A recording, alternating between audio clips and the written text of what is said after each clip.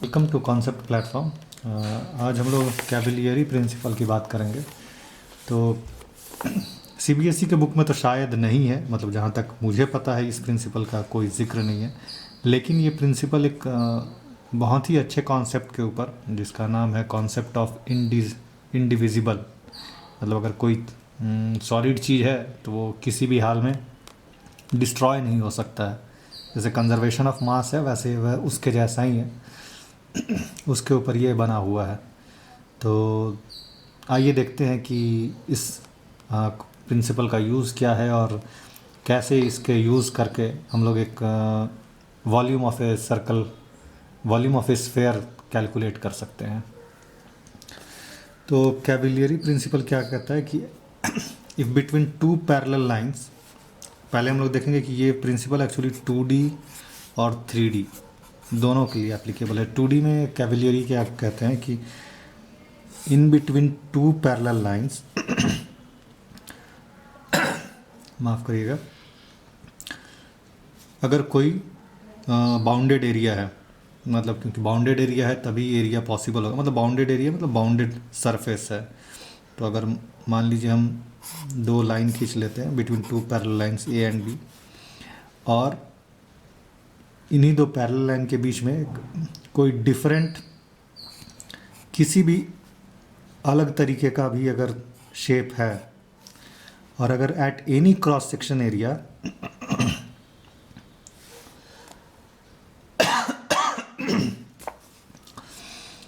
अगर at any area of, मतलब अगर हम कोई भी पॉइंट लेते हैं इस इसमें, तो अगर ये लेंथ, जिसको लेंथ ऑफ क्रॉस सेक्शन आप बोल सकते हैं, अगर ये लेंथ इसके बराबर है और उसका नेक्स्ट भी जो पॉइंट है, मतलब कोई भी गिवन पॉइंट पे अगर उसके बराबर है, तो इन दोनों फिगर का एरिया सेम होगा, इर्रेस्पेक्टिव ऑफ शेप कैसा है।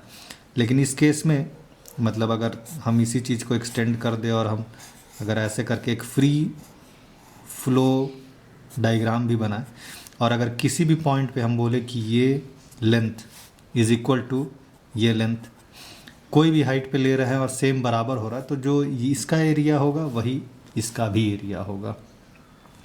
तो ये 2D के रेस्पेक्ट में कैविलियरी बोलते हैं। और 3D के रेस्पेक्ट में भी उनका वही कहना है, जस्ट ये एक्सटेंडेड रूप है उनका। मान लीजिए कि एक दो प्लेन सरफेस, मतलब दो पैरेलल लाइंस है, लाइंस या आप बोलिए कि दो प्लेन है। इन बिटवीन टू प्लेन्स अगर मान लीजिए कि हम एक सिलेंडर रखते हैं और एक कोई भी एक ऐसे करके एक प्रिज्म रख लेते हैं,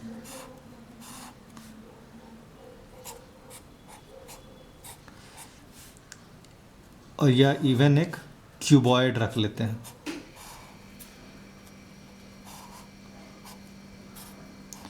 तो अगर हम यहाँ बीच में एक पर्टिकुलर पॉइंट, मतलब किसी भी पॉइंट पे अगर हम इसको कट करते हैं, और area of cross section of this is equal to area of cross section of this is equal to area of cross section of this, then the volume of these three things will be same. तो ये काफ़ी कुछ interesting हो जाता है ये, to find area of oblique area of oblique cone, prism, ऐसे सारी चीज़ों के लिए कैविलियरी प्रिंसिपल बहुत ही यूज़फुल होगा। तो यहाँ पे आपको देखना है कि ये जो चीज़ है, ये एक सिलेंडर है तो इसका एरिया ऑफ क्रॉस सेक्शन ऐसा हो रहा है, ये एक प्रिज्म है इसका एरिया ऑफ क्रॉस सेक्शन ऐसा हो रहा है, और ये क्यूबॉइड है इसका एरिया ऑफ क्रॉस सेक्शन ऐसा हो रहा है। लेकिन क्योंकि तीनों का एरिया सेम है, area of cross section at any point of time, तो ये जो है ये तीनों के तीनों का वॉल्यूम भी सेम ही होगा। ऐसा क्यों होगा? वो इसलिए क्योंकि अगर हम जैसे कि पहले बोले कि लॉ ऑफ इंडिविजिबल से है ये, अगर कोई भी चीज़ अगर सॉलिड चीज़ है तो ऑब्वियसली बात है वो ऐसा चला तो नहीं जाएगा। अगर हम उसको थिनली फाइनली स्लाइस पार्टिकल्स में काट देते हैं तो जो वॉल्यूम इसका होगा, और क्योंकि ये एक यूनिफॉर्म है यूनिफॉर्म है तो इसका जो एरिया, अगर क्रॉस सेक्शन में एरिया सेम हो रहा है मतलब उसका मैटर भी सेम ही है।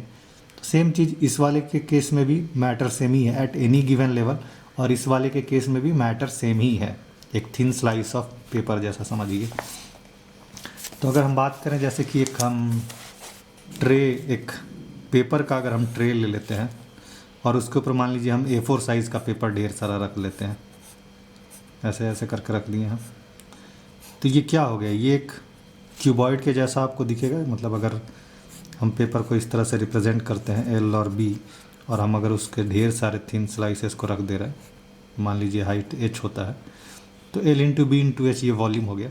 लेकिन क्योंकि पेपर है हम उसको हाथ से मार देते हैं, अगर हाथ से मार के हम उसको साइड में थोड़ा सा ऐसे करके स्लीप करा देते हैं, मतलब ऐसे टेढ़ा करा देते हैं, तो ये क्योंकि फाइन पेपर का पार्टिकल्स है, हम इसको ऐसे करके पुश किए तो ये एक, अगर साइड से क्रॉस सेक्शन देखें तो यहाँ पे हमारा जो हो रहा है ये सिर्फ लेंथ, और ये मतलब क्रॉस सेक्शन के साइड से, क्योंकि पेपर का ये हो गया तो ये सिर्फ एक हाइट h और बेस दिख रहा है।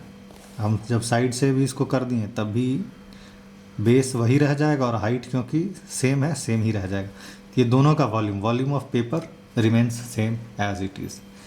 तो कैविलियरी प्रिंसिपल में आप देख रहे हैं कि ये काफ़ी अच्छे से, मतलब अगर हम इसी चीज़ को बोलना चाहें कि अगर हम किसी सरफेस पे अगर हम कॉइन्स रख दे रहे हैं 1 2 3 4 5 6 ऐसे करके हम कर दे रहे हैं, तो ये कॉइन जो है एक थिन स्लाइसेस ऑफ पेपर के जैसा ही आप इसको एज्यूम कर सकते हैं। तो अगर कॉइन का ओरिएंटेशन बिगड़ जाता है, मान लीजिए हम सिक्का को ऐसे करके रख रहे हैं, तो भी वॉल्यूम ऑफ जो है वॉल्यूम ऑफ टोटल जो कॉइन्स है वो सेम ही रहेगा। लेकिन कैविलियरी प्रिंसिपल जो है कुछ लोग उसको सही से समझ नहीं पाते हैं और उसमें गलतियां करते हैं। गलतियां इन द सेंस आपको भी ऐसा लग रहा होगा कि अगर दो प्लेन के बीच में कोई भी सरफेस है और area of cross section same है, तो क्या हम लोग ऐसा मान सकते हैं कि अगर ऐसे दो पैरेलल लाइंस ले लिए, तो अगर हम एक यहाँ पे एक मान लीजिए रेक्टेंगल ड्रॉ करते हैं A और B, और इसके बीच में एक रेक्टेंगल ड्रॉ करते हैं, तो क्या हम इसी चीज़ को एक्सटेंड करके इतनी दूर ऐसे करके, अगर मान लीजिए हम एरिया ऑफ क्रॉस सेक्शन ये तो इसके बराबर ही है, नेक्स्ट वाला ऐसे करके अगर हम इतनी दूर पे ऐसे करके अगर एक्सटेंड कर दें, तो क्या इन दोनों का एरिया सेम होगा? बिल्कुल नहीं होगा, क्योंकि हम पहले ही बोलें कि ये लॉ ऑफ इनडिविजिबल के ऊपर काम करता है। मतलब जो टोटल क्वांटिटी ऑफ मैटर है वो तो सेम ही रहना है, तो किसी भी हाल में आप इस चीज़ को इतनी दूर तक तो ट्रांसलेट नहीं कर सकते। अगर हम इसको फाइनली थिन स्लाइसेस बनाएं तो ये थिन स्लाइसेस कभी भी ऐसा नहीं होगा कि ये लंबा होके उतनी दूर चला जाएगा। मैक्सिमम क्या होगा, मैक्सिमम आप इसको इसके डायगोनल के अराउंड ही आप मूव कर पाइएगा। अगर आप इसको पुश भी करिएगा, मान लीजिए कि हम इसको पूरे पीस ऑफ पेपर से पुट कर देते हैं, तो आप इसको कितना ज़्यादा पुश कर पाइएगा इसके डायगोनल के अराउंड, जो कि मैक्सिमम ट्रांसलेशन हम बोलेंगे। तो मैक्सिमम ट्रांसलेशन में ये सिर्फ एक पैरेललोग्राम जैसा ही बनेगा, ऐसा नहीं कि आप इसको खींच करके इतनी दूर लेते जाइएगा। और दूसरी बात यह है कि एरिया ऑफ क्रॉस सेक्शन इस केस में डिफ़र कर जाएगा, area of cross section same नहीं रहेगा। तो इसलिए आप इस चीज़ को समझने का कोशिश करिए। ये ट्रांसलेशन के केस में, मतलब अगर वॉल्यूम है या एरिया है, तो आपको वही देखना है कि क्या ये इंडिविजिबल के कॉन्सेप्ट को फुलफ़िल करता है या नहीं। अगर वो फुलफ़िल करता है तब जाके एरिया और वॉल्यूम दोनों सेम होगा। ये नहीं सोचना है कि दो पैरेलल लाइंस है तो कुछ भी ड्रॉ कर दें उन दो पैरेलल लाइंस के बीच में, तो आपका जो है एरिया या वॉल्यूम सेम होगा। तो ये रहा। तो इसके काफ़ी सारे इंटरेस्टिंग एप्लीकेशंस हो सकते हैं, जैसे कि हम अगर कहें कि मतलब रियल लाइफ में तो हम लोग ये सारी चीज़ देखते हैं, लेकिन हम लोग इस चीज़ को गौर नहीं करते हैं। मतलब हम कहें कि अगर दो पैरेलल लाइंस है और उसके बीच में मैंने एक पेपर डाल दिया है और किसी कारण से मैं इस पेपर को फाड़ देता हूँ रैंडम तरीके से भी, ऐसे करके फाड़ देता हूँ, अगर ऐसे हो जाता है, और एक पोर्शन जो है ऐसे करके ये ऐसे 2 आता है, तो ऑब्वियसली ये सेम पीस ऑफ पेपर है, तो जो यहाँ का क्रॉस सेक्शन हुआ वो at particular this plus this same ही होगा, at this plus this same ही होगा, तो इसका एरिया और इसका एरिया बिल्कुल इक्वल होगा। तो ये सारा एग्जांपल सिर्फ आपको समझाने के लिए कि कैविलरी प्रिंसिपल क्या है। अब हम इसका यूज़ देखेंगे 2D के कॉन्सेप्ट में। 2D के कॉन्सेप्ट में सबसे पहला यूज़ हम देखेंगे कि ये देखिए, ये 2 पैरेलल लाइंस हैं ए और बी, इसके बीच में हम एक रेक्टेंगल डिफाइन कर रहे हैं, LMNO, ये एक रेक्टेंगल हो गया। तो एरिया ऑफ रेक्टेंगल क्या होगा? Area of rectangle LMNO equal to LM into OM, length into breadth. तो कैविलरी क्या बोलते हैं कि अगर हम इस चीज़ को चेंज कर दें, हम अगर इस चीज़ को थिन स्लाइसेस ऑफ पेपर में बांट दें, तो हम इसको पुश कर सकते हैं मैक्सिमम इतने लेंथ तक। इससे पहले भी में कोई दिक्कत नहीं है, मैक्सिमम जो लिमिट है वो यहाँ तक आएगा। तो अगर हम इस चीज़ को पुश करते हैं, पेपर को इधर साइड से पुश करते हैं, तो ये इस तरह से करके पुश हो जाएगा, ये सेम पीस ऑफ पेपर, और ये एक पैरेललोग्राम बन गया। This turns into a parallelogram.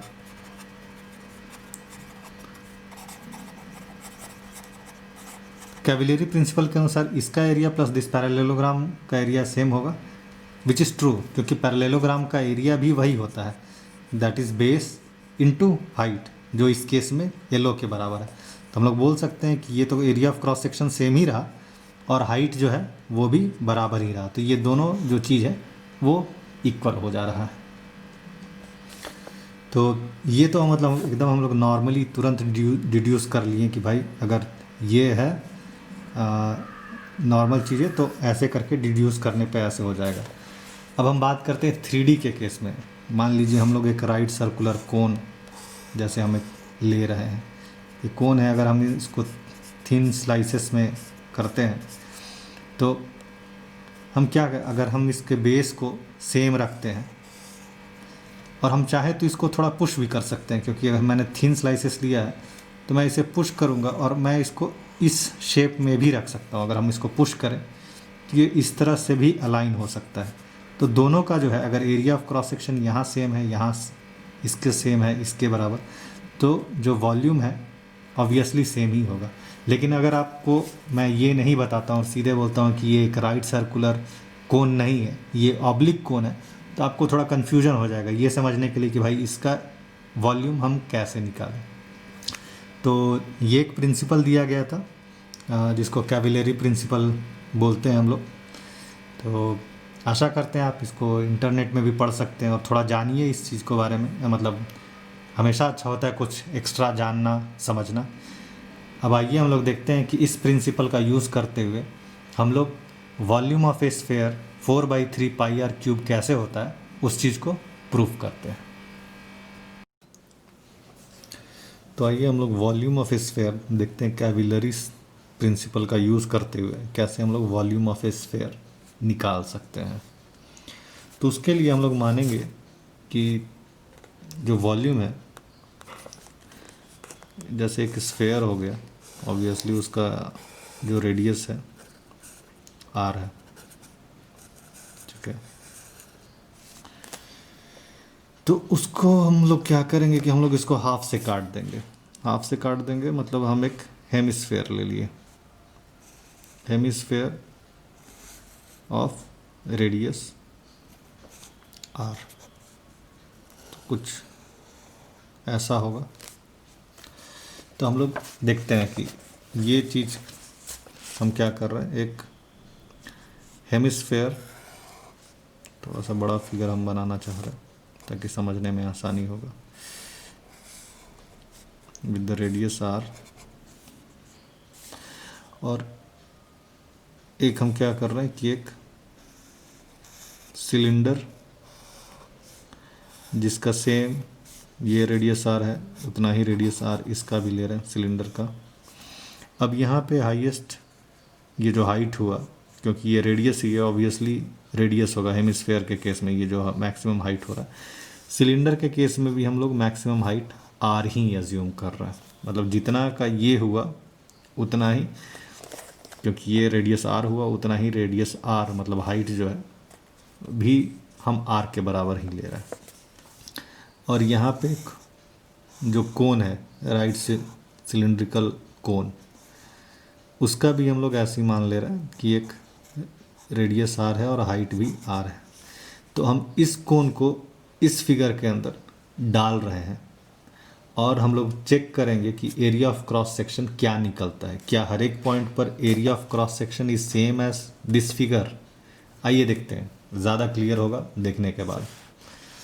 तो मैंने क्या किया, मैं इस कोन को इस फिगर के भीतर डाल रहा हूँ, तो ये काफ़ी कुछ ऐसा आ जाएगा, राइट सर्कुलर कोन है, ठीक है। तो राइट सर्कुलर कोन को डालने के बाद अब मेरे पास क्या हो रहा है, मतलब ये एक कोन डाला गया ऐसा कि अब मेरे पास ये जो है बीच वाला जो पोर्शन है वो हॉलो हो गया, ठीक है। हॉलो होने पे कैसा फिगर आएगा वो थोड़ा मैं आपको दिखाता हूँ ये कलर करके। अगर हॉलो फिगर हो जाएगा तो हमारे पास कैसा, काफ़ी कुछ एक, अगर हम क्रॉस सेक्शन लेते हैं तो हमारे पास कैसा आएगा, ऐसे करके आएगा ना। अगर हम लोग ऊपर से, अगर हम लोग मान लीजिए इसको यहाँ पर से काटते हैं तो मेरे पास एक कुछ इस तरह से करके एक छल्ला आएगा।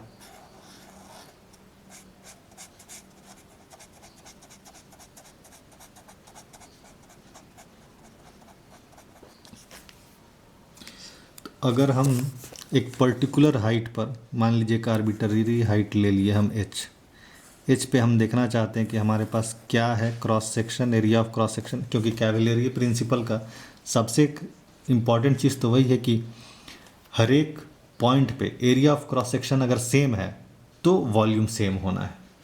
तो अगर इस पॉइंट एच पे area of cross section in case of hemisphere, तो ये एक्चुअली क्या है, ये एक सर्कल हो जा रहा है। यहाँ पे अगर हम इसको काटेंगे तो ये एक सर्कल ही होना है, circle eight A distance of height h। तो ये क्या हो रहा है, अगर हम यहाँ से यहाँ देखें तो ये तो रेडियस r हुआ। अब हमको ये 90 डिग्री हुआ, तो पाइथागोरस थ्योरम से ये हाइपोटेन्यूस हो गया और ये बेस हो गया। तो this is equal to under root R square minus H square. हमको लगता है आपको कोई दिक्कत नहीं होना चाहिए, क्योंकि ये पाइथागोरस थ्योरम से ऑब्वियसली है कि R square is equal to H square plus this square. तो एरिया ऑफ क्रॉस सेक्शन क्या हो रहा है, pi into pi R square होगा, और यहाँ पे हम लोग जो है रेडियस देखें R square minus H square हो रहा है, तो under root R square minus H square का whole square that is equal to pi into R square minus H square. Same चीज़ अब हम लोग इस फिगर के लिए देखते हैं कि इसका area of cross section at a particular height H क्या निकलता है। तो आउटर वाले सर्कल का तो हमको पता है कि जब हम लोग रेडियस आर लिए हैं तो ये वाला जो पोर्शन है ये आर हो रहा है, लेकिन ये जो छोटा वाला पोर्शन है इसका हमें पता नहीं। अगर छोटा वाला मिल जाए तो एरिया ऑफ आउटर सर्कल ये वाला portion minus area of this inner circle, तो ये हमको एरिया ऑफ क्रॉस सेक्शन निकल जाना है, जैसे कि एक छल्ला का हम लोग निकालते हैं। तो उसको फाइंड करने के लिए हम लोग देखेंगे कि यहाँ पे एक बहुत ही इंटरेस्टिंग चीज़ है कि ये भी 90 डिग्री है, ये भी 90 डिग्री है। तो हम लोग थेल्स थ्योरम के थ्रू हम लोग कह सकते हैं कि ये दोनों ट्रायंगल जो है सिमिलर है, ये सेम एंगल है, ये भी पैरेलल है, ये भी पैरेलल लाइंस है। तो ये दोनों triangle A B C D E, triangle A B C is similar to triangle A D E. इसमें कोई शक नहीं होना चाहिए कि जब यहाँ एंगल सेम है, ये भी 90 डिग्री है, ये भी 90 डिग्री है, और ये दोनों लाइन पैरेलल्स भी है, तो इससे ज़्यादा और कुछ कहने की ज़रूरत नहीं है। तो उस प्रिंसिपल से, सिमिलर ट्रायंगल के प्रिंसिपल से, A B divided by A D that is equal to B C divided by D E. और बी सी ही तो वो रेडियस है, हमको बी सी फाइंड करना है। तो ए बी यहाँ पे क्या है, A B is the height, H arbitrary height हम लोग एच लिए हुए हैं। और ए डी क्या है, क्योंकि यहाँ पहले ही हम लोग एज्यूम किए हैं कि जो रेक्टेंगल मतलब ये जो सिलेंडर है उसका हाइट आर है, that is equal to B C. B C क्या है, इनर ट्राइंगल जिसका हमको फाइंड करना है, which is also R in this case. और डी ई क्या है, डी ई भी आर है। तो हाइट जो है, मतलब ये जो हाइट है, ये एच, जितना ये डिस्टेंस है उतना ही ये भी डिस्टेंस आ रहा है। देखिए इस चीज़ को, जो हाइट है, तो ये वाला जो है, जो रेडियस है, यहाँ पे दोनों आर कैंसिल हो गया, तो एच इक्वल टू आर, ये जो छोटा वाला आर जिसको हम लोग डिनोट कर रहे थे, वो H is equal to R हो गया। तो area of cross section in case of this figure, ठीक है, यहाँ पे हम आ रहा है, तो area of cross section, area of cross section क्या हो रहा है, ये फिगर था पहले, pi into R square minus pi into, यहाँ भी हाइट, ये जो रेडियस था, ये स्मॉल एच के बराबर है, pi into H square, that is same into pi into R square minus H square common कर। तो ये देखिए, ये वाला फिगर और ये वाला फिगर, ये दोनों सेम है। और किसी भी पॉइंट के लिए, क्योंकि मैंने हाइट जो है वो आर्बिट्ररी हाइट लिया हुआ है, तो किसी भी पॉइंट पर area of cross section of this figure is same as area of cross section of this figure. तो बाई कैविलियरिस प्रिंसिपल, इनका कहना है कि ये और ये सेम होगा। तो अब इस फिगर का अगर हम वॉल्यूम कहें तो हमने इसमें डाला था, ये एक एम्प्टी कोन, राइट सर्कुलर कोन, एक एम्प्टी कोन हमने इसमें डाला था। तो जो बचा हुआ वॉल्यूम रहेगा वही तो इस वॉल्यूम ऑफ अ हेमिस्फेयर का होगा। कैविलियरिस प्रिंसिपल तो यही कह रहा है, क्योंकि area of cross section same आ रहा है। In case of a hollow cone, एक हॉलो कोन को हम लोगों ने इसके बीच में डाला और एरिया ऑफ क्रॉस सेक्शन निकाला। तो बाय कैविलियरी प्रिंसिपल, और आप कह सकते हैं, और by using Cavalieri's principle we found, हम लोग कह सकते हैं कि we found area of cross section of a hemisphere is the same as area of cross section of a cylinder inserted with a hollow cone। ठीक है, तो using Cavalieri's principal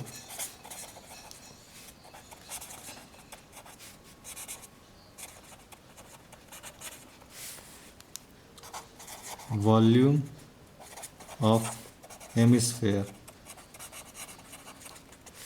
उस चीज़ का वॉल्यूम फाइंड करने के लिए हमारा दोनों फिगर सेम है कैविलियरिस प्रिंसिपल के अनुसार। ये वाला फिगर और ये फिगर दोनों आइडेंटिकल है, क्योंकि area of cross section same है, हाइट सेम है, प्लेन रीजन है। तो that is equal to volume of cylinder minus volume of cone. यहाँ पे वॉल्यूम ऑफ सिलेंडर क्या है, पाई आर स्क्वायर, और हाइट भी हमने सेम आर ही लिया था, और वॉल्यूम ऑफ कोन क्या हुआ 1/3 पाई, ये भी आर स्क्वायर, और हाइट जो है वो आर के बराबर हुआ था। तो ये कितना हुआ 2/3 pi R cube, that is same as volume of hemisphere. मतलब ये तो हम यहाँ पे कैविलरीज प्रिंसिपल से मिल गया ना, 2/3 पाई आर क्यूब। तो वॉल्यूम ऑफ स्फेयर अगर हम कहेंगे complete, that is equal to 2 time volume of hemisphere, that is equal to 2 into 2/3 pi r cube, that is equal to 4/3 pi r cube। तो इस तरह से कैपिलरीज प्रिंसिपल के की मदद से हम लोगों ने वॉल्यूम ऑफ स्फेयर फाइंड किया। तो और भी कई तरीके हैं वॉल्यूम ऑफ स्फेयर फाइंड करने के, ऐसा नहीं है कि सिर्फ यही तरीका है, लेकिन उसमें इंटीग्रेशन और डिफ्रेंशिएशन का आपको यूज़ करना होगा, जहां आप चीज़ों को तोड़ के। और लेकिन अगर आप नहीं जानते तो मेरे ख्याल से ये बेस्ट है 10th क्लास तक के स्टूडेंट को समझने के लिए कि कैसे हम लोग कह रहे हैं कि वॉल्यूम ऑफ स्फेयर जो है 4/3 पाई आर क्यूब होता है। तो आपको ये चीज़ पसंद आया होगा तो लाइक करिए, सब्सक्राइब करिए, और अपने फ्रेंड्स के साथ शेयर ज़रूर करिए, ताकि वो लोग भी सीख सके। मतलब ऐसा ना हो कि केवल आप ही सीखें, फिर इस चैनल का कोई मकसद ही नहीं रहता है। तो वैसा नहीं होना चाहिए। आप पसंद करिए, और नहीं समझ में आया तो फिर से पूछिए, कोई दिक्कत नहीं है। और हाँ, ऐसा कुछ लगना नहीं चाहिए कि सिर्फ आप ही चीज़ों को जान रहे हैं। हम लोग एक ग्रुप में रह के जितने अच्छे से चीज़ों को जानेंगे, जितना डाउट्स होगा उतना ही बेहतर समझेंगे। तो आज के लिए थैंक यू।